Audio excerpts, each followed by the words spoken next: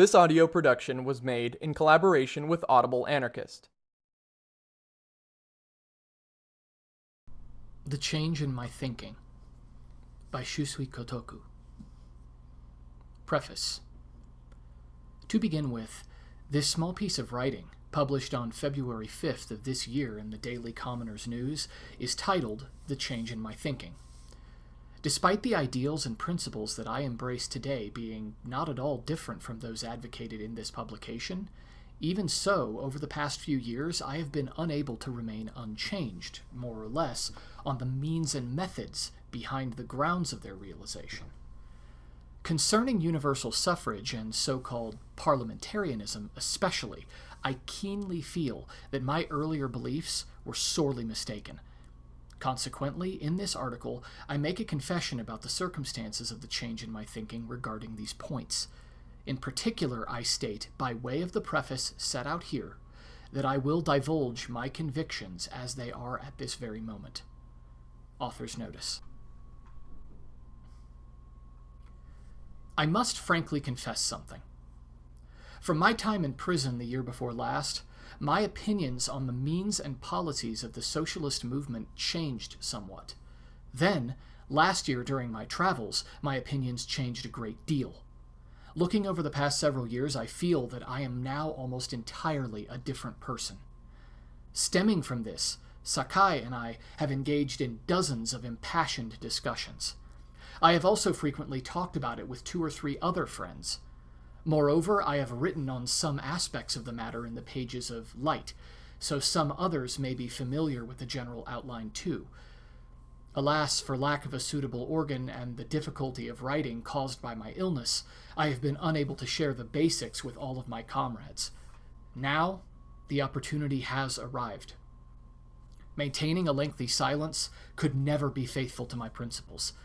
Therefore, I must frankly confess.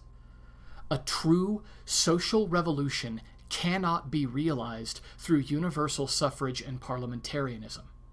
There is no way to achieve the goals of socialism except through chokusetsu kodo, direct action, by workers who are united as one. Indeed, such is my current thinking.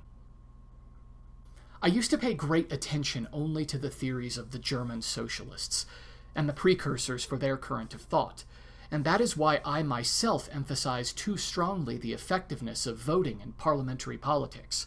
I thought, if there were universal suffrage, surely a great number of our comrades would be elected. And if our comrades held a majority of seats, socialism could be established through parliamentary resolutions. Of course, I also recognize the urgent need for unity among workers. But as for the priority for the socialist movement in Japan, I believed universal suffrage was the only option. I advocated such not only with my mouth, but with my pen, too. Upon reflection, I realize how childishly simplistic such thinking was. More specifically, there is no way that happiness for the majority of people can be realized under the so-called representative system of today. Members of Parliament are elected out of a tangle of candidates, activists, goons, newspapers, deceit, threats, entertainment, bribery, and so on. But do any of them hold serious ideas about the state or the people? Even if some worthy people are elected, as members of Parliament, their minds are changed from when they were candidates. Politicians in the capital stop being those selfless volunteers from the countryside. Do any of them remain true to their pre-election character? For every one of them, or at least a great many, status comes first, then power, then profit. They consider nobody but themselves and their own families. Even for the most high-minded, their consideration extends no further than their party. This is not an issue only in Japan today, nor is it an issue just of Japan's system of limited elections. In Switzerland, Germany, France, the United States, or any other place with a system featuring universal suffrage, the people who win elections are most often the richest, or the most shameless, or the most charismatic. It is an exceedingly rare thing for a country's or a party's top-quality people to win elections. Therefore, it may be said that in a strict sense there is no parliament in all the world that has represented the popular will. Given that, there are countless scholars across the world who agree that parliaments can never fully represent the will of the people. This is a problem to which a variety of remedial measures might be put in place, such as a fair elections law, proportional representation, direct voting, referenda, or people's motions, initiatives. However, I must put aside for the moment a detailed examination of the benefits and drawbacks of such remedial measures, for it is a fact, after all, that Parliament is not organized out of the majority of people, that is, the working class. Rather, Parliament is organized out of the bourgeoisie, who view the working class with hostility and as mere stepping stones.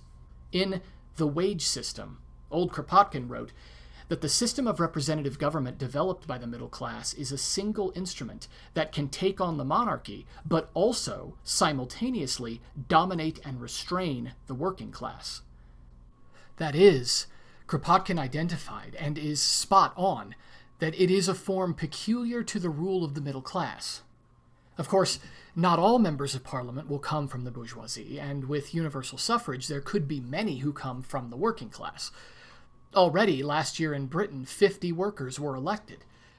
Alas, upon taking up their positions, many of these legislators immediately lost their working class spirit and became infatuated with luxurious clothing and food of the bourgeois style. And for that, are they not fiercely denounced? A shop clerk will do many things for the shopkeeper. A lawyer will do many things for the client. Only politicians do absolutely nothing for the working class as a whole. Even if they amend or repeal some law that is harmful to the people, or even pass a useful law, it is always the case that it coincides with temporarily raising their own status or gaining profit, or its preparation for a re-election campaign. There is a theory that even if the current members of Parliament are as terrible as I claim, were the legislators serious-minded socialists, there would not be any danger of them betraying the popular will. And indeed, all Japanese socialists today are serious-minded. No matter their faction, in times of adversity there are very few who compromise their values. This is because the superficial do not in the first place come and join those who are fighting uphill due to the fact that there is no advantage to be gained from it. And if the day comes that socialism gains momentum and a majority in the terrain of elections, at that time, the many candidates who advocated socialism and battled for votes will assuredly be found to be unlike the current serious-minded people. Indeed, there is no doubt whatsoever that some who join the Socialist Party will do so for status, power, and profit, or for nothing more than to hold a seat in Parliament.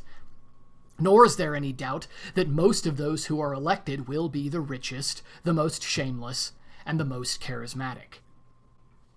Take the old Liberal Party. When it was battling uphill, its members were all public-spirited people, brimming with righteous indignation, whose fervor and passion outstripped even that of socialists today.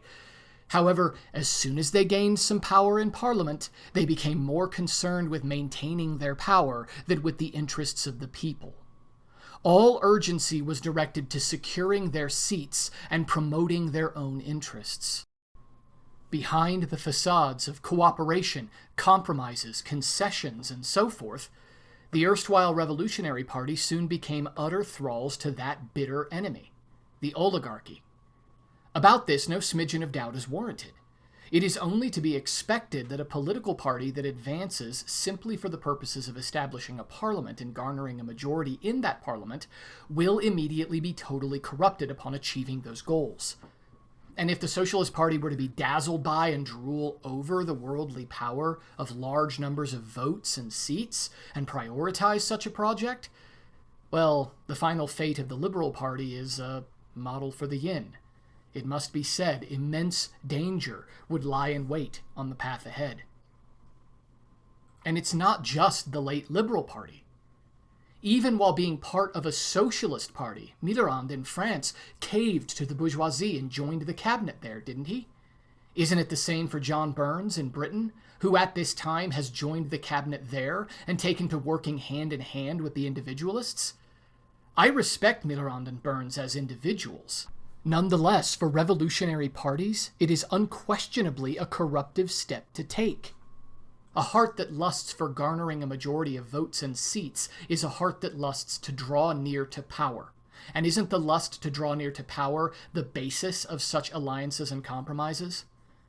Fortunately, the socialist parties in Britain and France have not corrupted themselves with them, but parted ways with them and retained their own honor. Nevertheless, going back to the origins of the matter, we must grasp that Mitterrand and Burns are actually products of the electoral and parliamentary strategies of their socialist parties overall. If I yield 100 steps, then let's assume that elections are indeed held fairly, that worthy politicians are elected, and furthermore, that it is certain that they always faithfully represent the popular will. Would all of that really enable us to implement socialism? Under universal suffrage, Germany, the country of Marx and Lassalle, elected a mere 2 comrades at first, and then it took them more than 30 years, working day after day and month after month to reach a count of 81. Nevertheless, the results of more than 30 years of hard-fought struggle have been blown away with no resistance practicable because of some measly edict of dissolution. What an ephemeral thing is an electoral majority, is it not? There are times when the Constitution is suspended, times when universal suffrage is stolen, times when Parliament is dissolved. If a socialist party's strength in Parliament is kindled enough that it appears uncontainable, the tyrannical powers that be will inevitably employ such measures. They have in fact been employed often in Germany. At such a juncture, there is nothing to be done except await the power of unified workers. Nothing to be done except await the direct action of united workers. But still, is it at all plausible that direct action could be taken without efforts being made for cultivating unity among the ordinary working class themselves? Hindman, the head of Britain's Social Democratic Federation, last year in the American publication Wilshire's Magazine, lamenting, remarked how the Japanese rushed from a medieval feudal system to a modern capitalist system in barely 40 years. They accomplished in 40 years that which other empires took centuries to do. But what have we, the socialist parties, accomplished in those same 40 years? The German Social Democratic Party has 3 million members. They, who number more than 2/5 of the German army, know their purpose and know that their time has come. That they have not risen up yet is down to an excessive surplus of self-restraint, modesty, and gentleness, is it not? They have been a revolutionary party for 40 years. What are they ever going to accomplish? I ask them as well as other peoples. Is death in Europe and America so much more terrifying than death in Manchuria? Do tell. Hindman's acerbic language is absolutely not unreasonable. If those 3 million party members were truly conscious, the revolution ought to have taken place ages ago. However, voting party members and conscious party members are different things. Even 3 million trained for the purposes of elections are of no use for the purposes of revolution. The proponents of universal suffrage and parliamentarianism always preach, vote, vote, to the working class. If you elect our comrades to Parliament, and if our comrades hold a majority in Parliament, there will be a social revolution. Workers need only to vote. And honest workers believe this, and soon put their trust in Parliament. And they vote. Accordingly, the vote tally reaches more than 3 million. But this 3 million is just voters. It is not a conscious and unified 3 million. And then, when they are told, come now for the revolution, rise up, something that was never supposed to happen, they will see that voting has failed. And furthermore, everything must be reassessed. This is how it works. As a parliamentary strategy accrues more influence, the revolutionary movement loses steam. In the election 2 years ago or so, the right to vote was severely restricted in the regions of the German Confederation where socialism is most active, such as Saxony, Lübeck, and Hamburg. And yet the people did not rise up in defiance, but instead cried themselves to sleep. Bebel says that a general strike and other forms of direct action are a last resort, and that while we hold the right to vote, as a matter of course we should do battle through Parliament. I can't help but suspect that the same events will repeat, again and again. If the Socialist Party in Germany had actually spent the time, toil, tears, and treasure that it spent on electoral campaigns over the past 40 years on the consciousness and unification of workers instead, then the Emperor and Chancellor presumably wouldn't be allowed to roar in triumph as they are today. I'm not saying that the Socialist Party in Germany has done nothing at all to educate the workers. However, it cannot be disputed that the bulk of their operation has been devoted to the sole purpose of elections. Of course, even the proponents of universal suffrage and parliamentarianism need the consciousness and unity of the workers. They realize that even if universal suffrage were in place, they could get nothing done in Parliament without the workers' consciousness and unity. However, if the workers were truly conscious and united, then couldn't they do anything they want through their own direct action?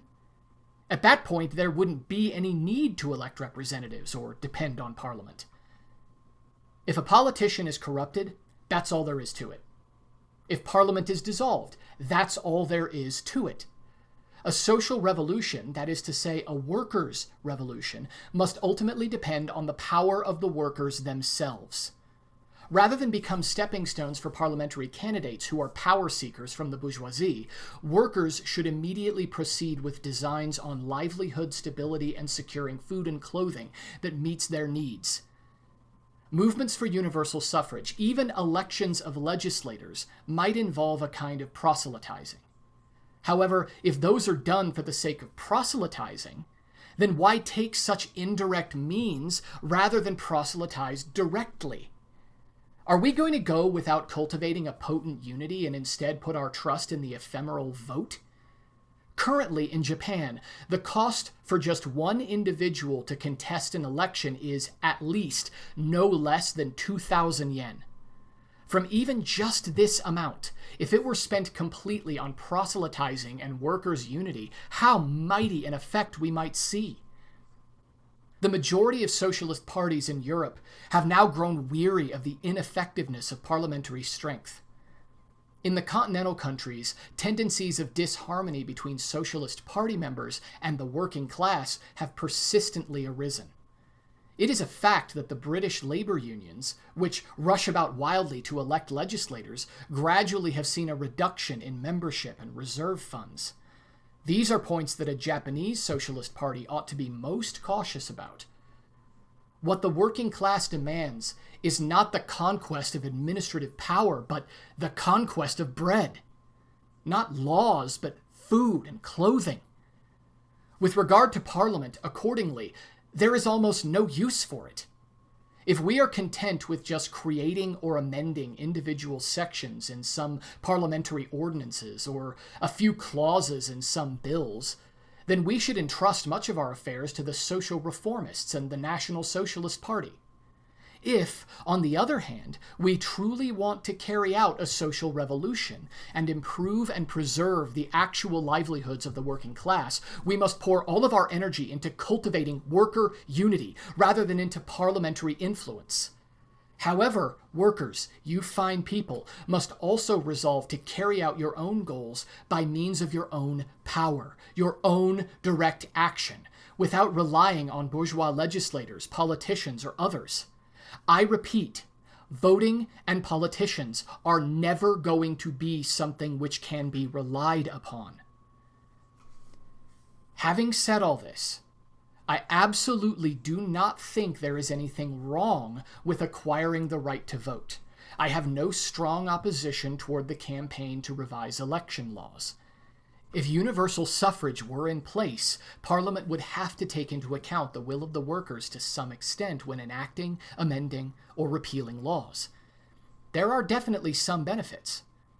What these benefits would equate to are the benefits, no further, of labor insurance, factory regulations, and tenant farmer laws, the amendment or repeal of the public order and police law, or the newspaper ordinance, or all sorts of other social reform projects, including labor protections and laws to provide relief to the poor. Therefore, carrying out these campaigns is not a bad thing. Nay, it is in fact a good thing, but I don't think being socialists particularly means it's something we absolutely have to take up. Nor am I someone who sees anything wrong at all with you fine people, my comrades, standing as parliamentary candidates or contesting elections. I am in no way a person who objects to actions that would see you fine people seated in Parliament, for the same reasons as to why I would rejoice in seeing comrades multiply in government, industrial circles, the armed forces, the education world, among the factory workers, among the peasantry, and throughout all of society and among all classes. I would also rejoice in seeing the number of comrades in Parliament rise. Accordingly, it would be good for there to be some electoral competition. But I cannot recognize it as an urgent matter that we, being the Socialist Party in particular, must take up.